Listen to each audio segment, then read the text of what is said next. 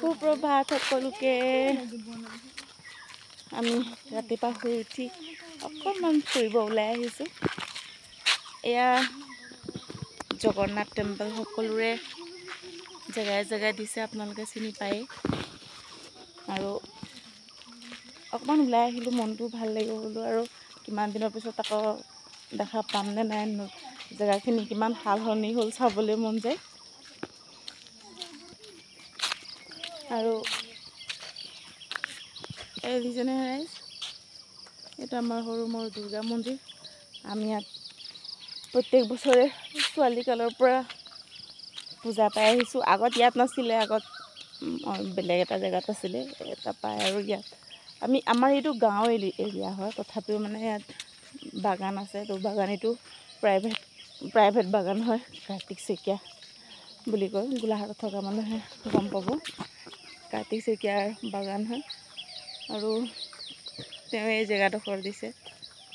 এইটো জগন্নাথ টেম্পলটো বহাবলৈ যোনটো জেগাই জেগাই আহিছে, আৰু দুৰ্গা মন্দিৰটো অকণমান বহাবলৈ।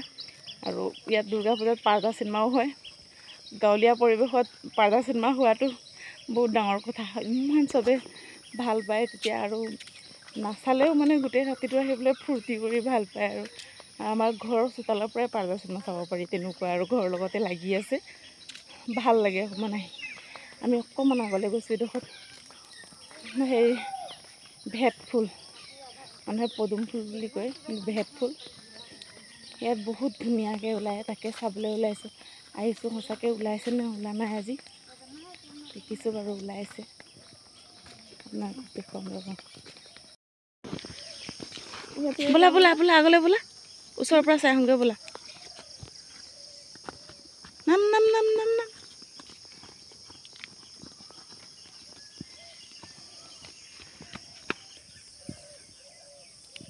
বহুত কম ওলাইছে। তো গোটেই পুখুৰীটো একদম ভৰ্তি হৈ থাকে। কিমান ধুনীয়া লাগিছে চাওকচোন। এয়া অকণমান কমকৈ ওলাইছে, নহ'লে গোটেই পুখুৰী ভৰ্তি হৈ থাকে। ইমান ভাল লাগে চাই। অঁ, মানুহে পদুম ফুল বুলি কয়, কিন্তু এইটো ভেট ফুল হয়। Lily flower. বৈ বৈ যাওঁগৈ বৈ। এখন মই পঢ়া স্কুল, আমাৰ প্ৰথম স্কুল, য'ত আমাৰ LP স্কুল।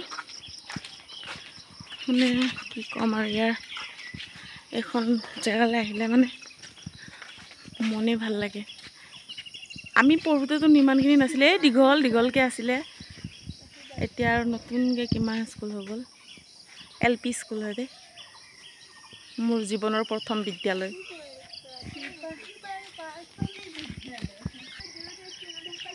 নামটো হ'ল চিপাহীবাৰী প্ৰাথমিক বিদ্যালয়। এইটো চব ঘৰৰ লগতে লাগি আছে, গম পায়নে? এয়া মন্দিৰ, এয়া স্কুল, এয়া আমাৰ দোকান, আৰু সৌডোখৰত ঘৰ। মানে গোটেইখিনি ঘৰৰ ওচৰতে লাগি। এয়া আমাৰ বকুলতল দেই।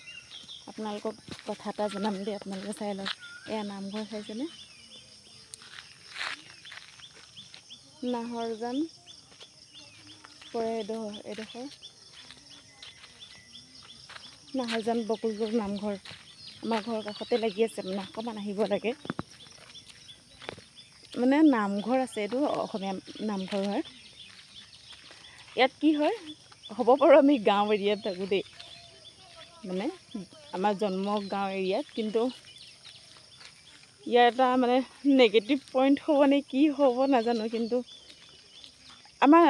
আমাৰ অসমীয়া নামঘৰলৈ আমাৰ চাহ জনগোষ্ঠীৰ মানুহ নাহে।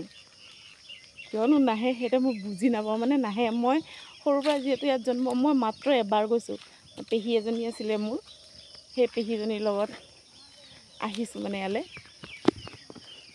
আৰু য'ত মই থাকোঁ, মানে মই য'ত বিয়া হৈছোঁ, বৰকাঠনি, তাত নামঘৰ মানে প্ৰত্যেকে নামঘৰলৈ যায়। হ'ব পাৰে বাগান এৰিয়া হয়, কিন্তু প্ৰত্যেকে নামঘৰলৈ যায়। মানে ভাওনা হওক, সেই মানে যিয়ে নহওক, মানে ভাওনা হওক, বৰসভা হওক, তাৰপৰা আৰু মানে ভাগৱত হওক, মানে ভাগৱত যে জেগাই জেগাই হ'ব। আপুনি ৰাতিপুৱা ৰাতি মানে ভাগৱতৰ সময় হ'লে মানে আপুনি শুনি থাকিব পাৰিব, মানে ইমান ধুনীয়া লাগে পৰিৱেশটো সেইডোখৰ। হ'ব পাৰে বাগান এৰিয়া, কিন্তু সেয়া মানে বহুত ভাল লাগে শুনি। আৰু ভাগৱত দিনে ৰাতিয়ে যেতিয়া পঢ়ি থাকিব যোন জেগাত, সেই জেগাত কিমান ভাল লাগে কওকচোন।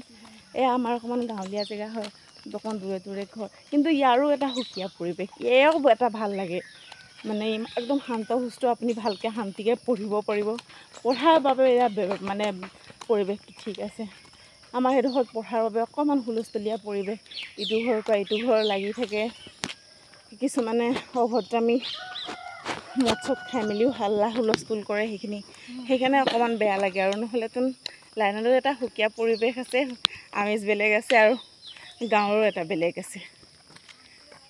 চবৰে নিজৰ নিজৰ কোৱালিটি থাকে।